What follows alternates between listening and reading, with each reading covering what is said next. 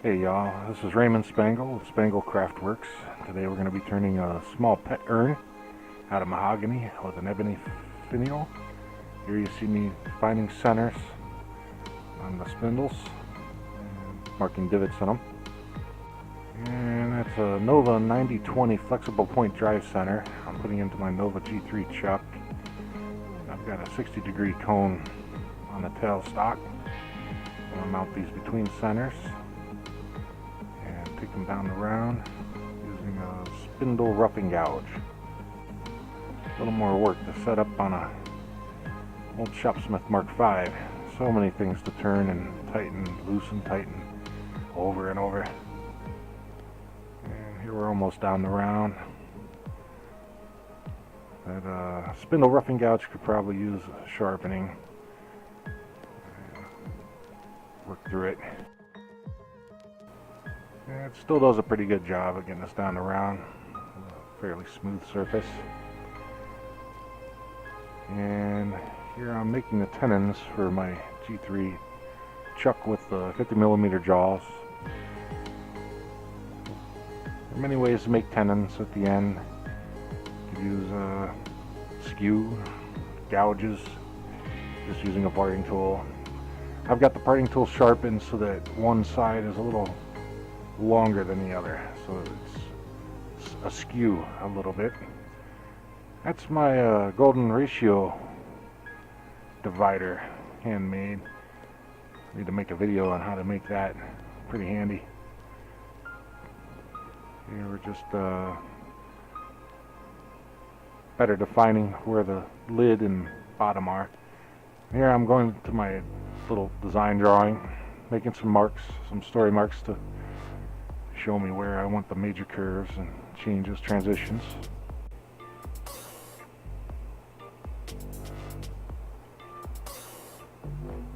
And just starting to define some shape here. I made some room in there with a larger parting tool. Just switching between tools, whatever seems comfortable. Parting tool gets me down fast, straight. Spindle gouge will make the coves and the beads.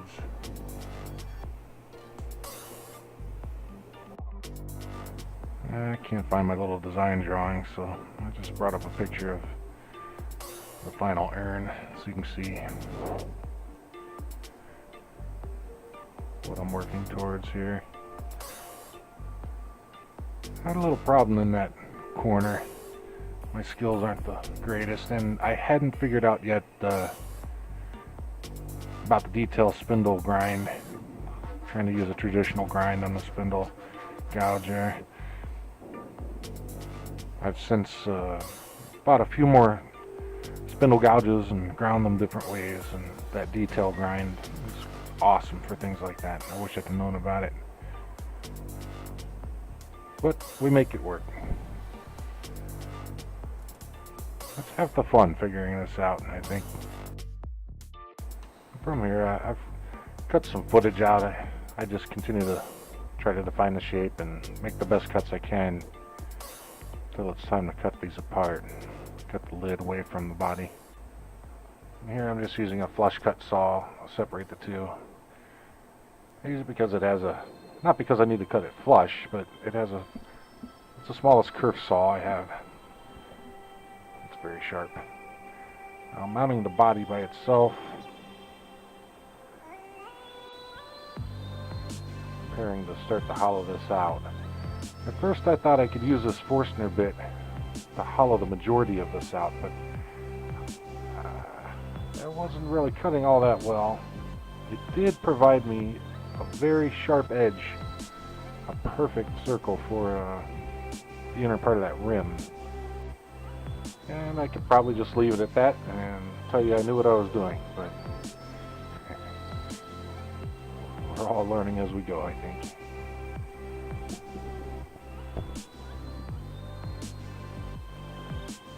Now that I have this remounted, I'm just taking it down the round a little better with a finishing cut.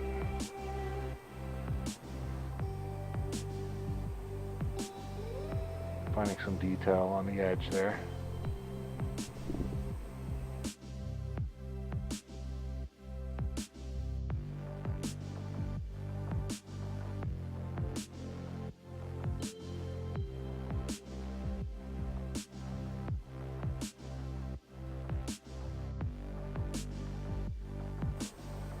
I left a lot of this footage in. Some of you might think it's a waste of time, but if you've never seen a ShopSmith, an old ShopSmith anyway, in the lathe mode, I just want to show you how many things you have to loosen and tighten and loosen and tighten over and over again to get things right. There's no quick and easy adjustment, hardly. Yeah, I've started to hollow it out, the bottom part, and switch to a headlamp. I found that lets me see in a little better, see what's going on. I'm not experienced enough to do this all by feel, like some of you. It also showed up for the camera a little better, I think.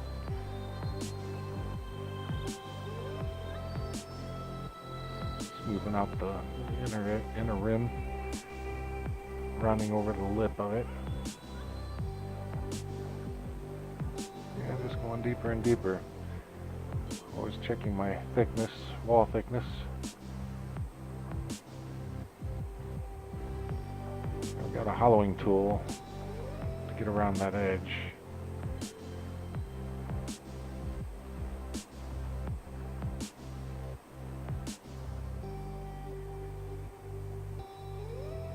Basically want all of your walls to be the same thickness if you can. It minimizes the chance of cracking as everything dries.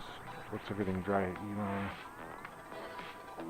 There's a homemade depth gauge I made. Just a dowel through a hole in a stick with a screw.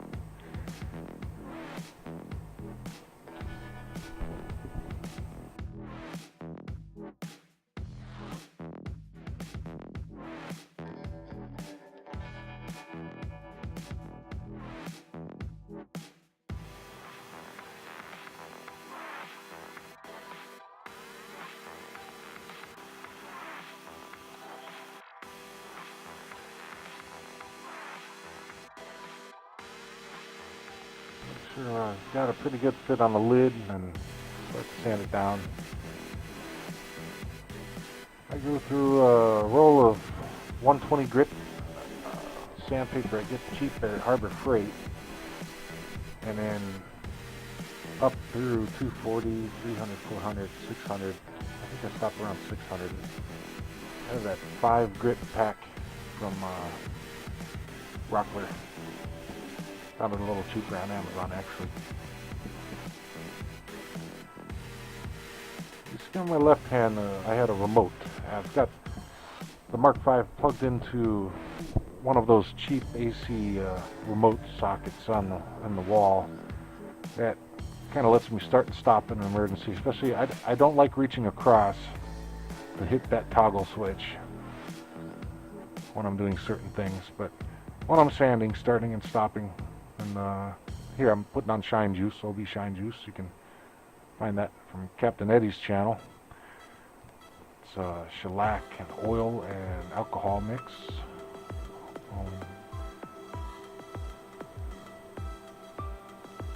Third parts. And buffing that out. Turn the speed up. Get the heat going. I'm going to skip ahead a little bit here. I took a couple coats of that. Let those dry in between. I thought I'd try one of those cheap Harbor Freight fleece polishing bonnets.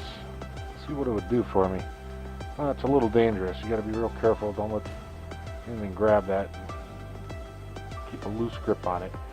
But it didn't do much. I haven't used it since. Some Minwax paste wax. Seal it up. Just trying to get a good shine out of it.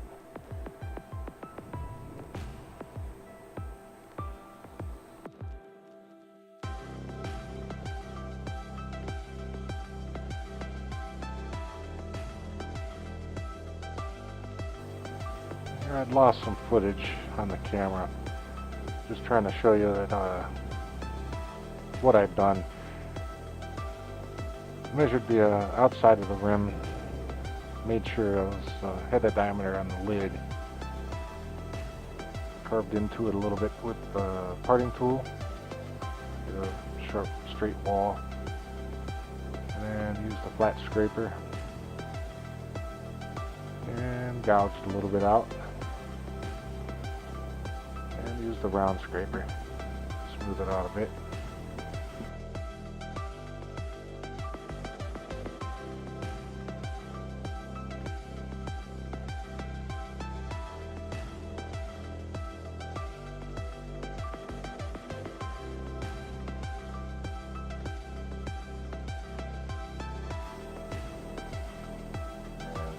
Bringing this lid into a better shape.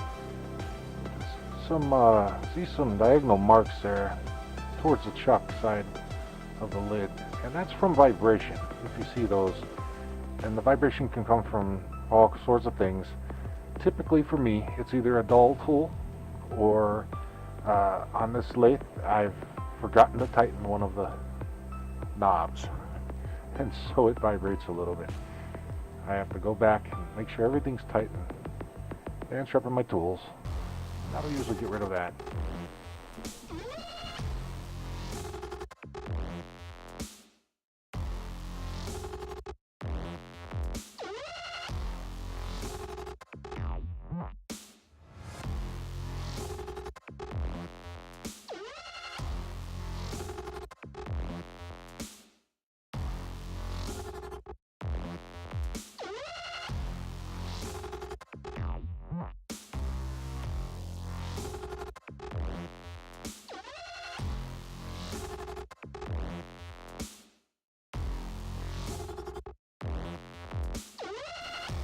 Here I'm just sanding the lid, giving it some, smoothing it out, making sure it fits well. I've since learned a trick that I have yet to try on Worth the Efforts channel, where you produce a little bit of curve on the inside edge of the bottom to give it some backing as it closes.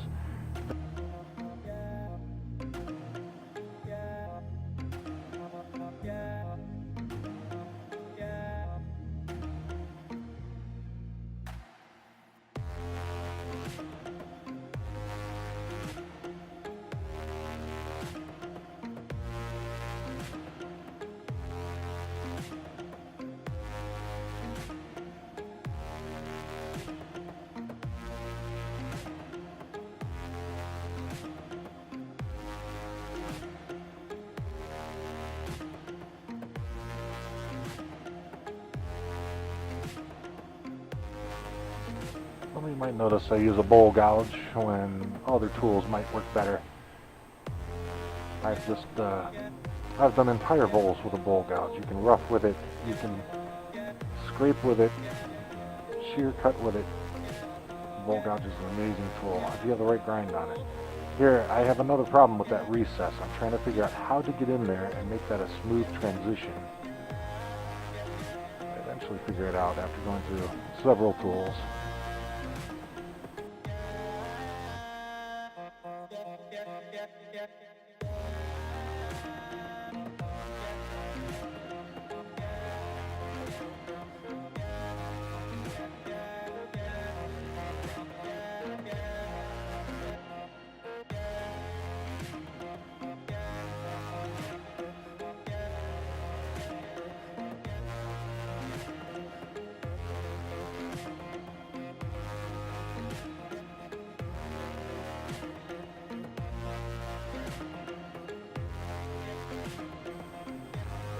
Now I'm lining it up to cut that tenon down, but I want to leave enough that it transitions into my finial.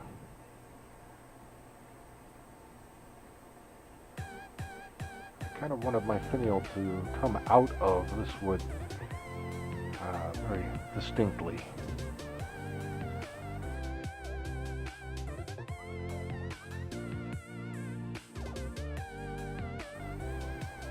Here I'm marking and cutting a hole, drilling a hole for a mortise off of the finial. Hold that in more solidly.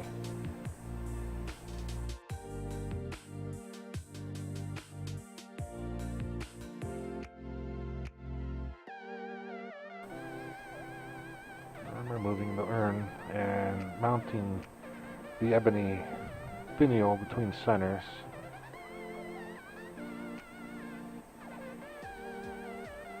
bringing it around. I've never turned ebony before. It's a fascinating wood. Other than the dark color, I can see the lure to it. It's a very oily wood.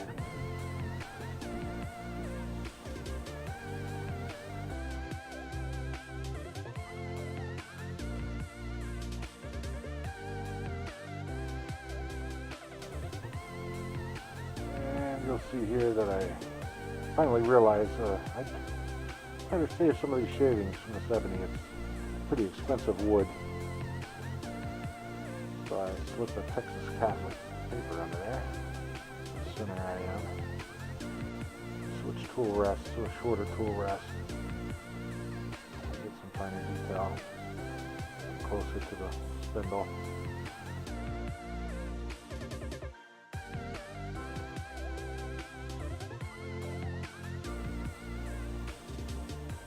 Here I'm using the wide parting tool, diamond parting tool, to create the tenon that'll go into the mortise that I drilled in the lid. I'll make sure that fits well.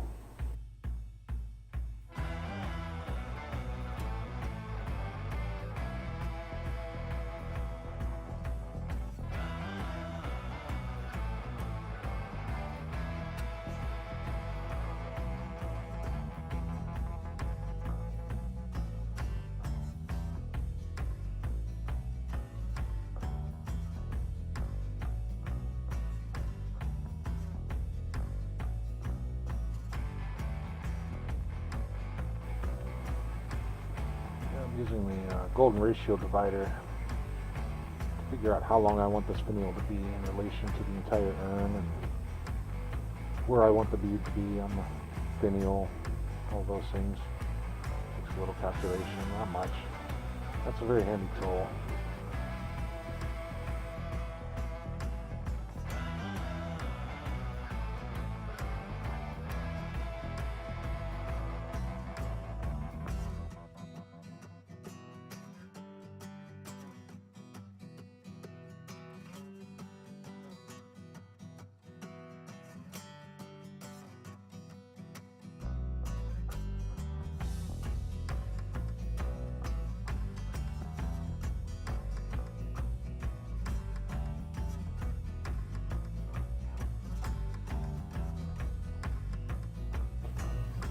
I'm going to cut out some of the shaping of this finial to move the video along a little bit. And you can start to see that spindle flexing. It's about to break. I've got the tool rest too far back. The tool's probably not sharp enough. Pressing a little too hard on it. Pop it. There it goes. That's the way it goes. It wouldn't be art if you didn't have to fix some mistakes and make it work, right? If I'd never made this video, then everyone would think everything went perfect in my process. After the glue dried a bit, came back out and blended those two surfaces together. That finial's not really on the live center, you can see. I just pulled it up to it so I could see how far off that was. I need to take it back down to an even round there.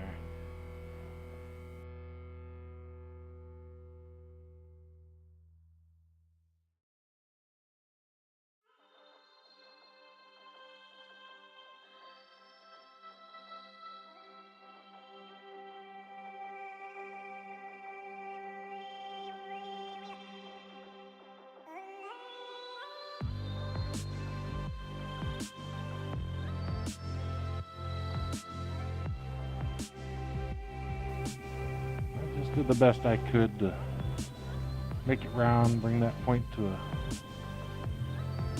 sharp point. I'm sanding it all out and start adding some finish. Again, the OB Shine Juice. Find the Captain Eddie Haskell, I believe, has a good video on how to make that. really complicated, the mixture. You gotta go check out his channel to figure out how to do that.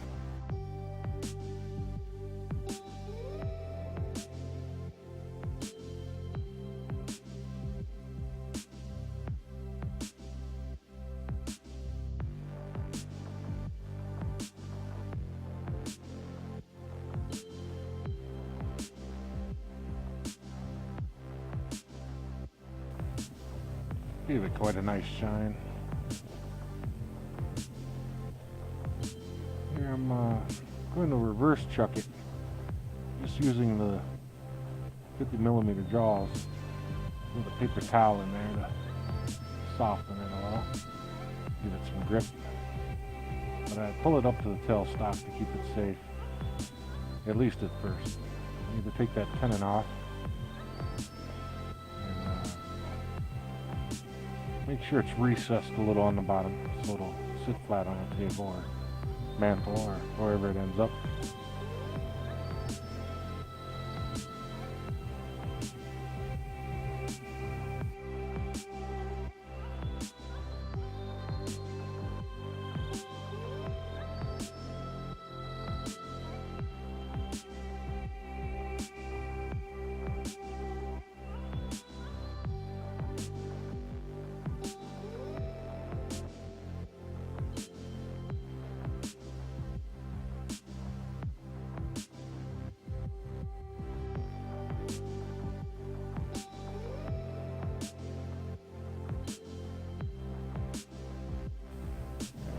Now I just need to remove that last little nub.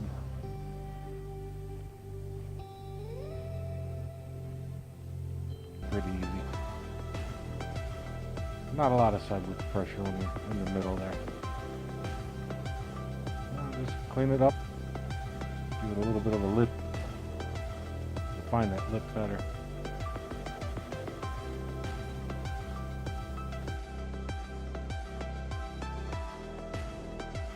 And I'm going to sand it down smooth using the same series of grits, and then I take it off to sign it while it's still nude wood. Here I remount it just to put some shine juice on the bottom, get that protected. Doesn't necessarily have to be really shiny. Just mostly want to protect that wood. And there we go. An urn small enough for a pet. Hope you enjoyed this video. Please remember to like and subscribe. If you want to see more videos, it kind of motivates us. Thanks.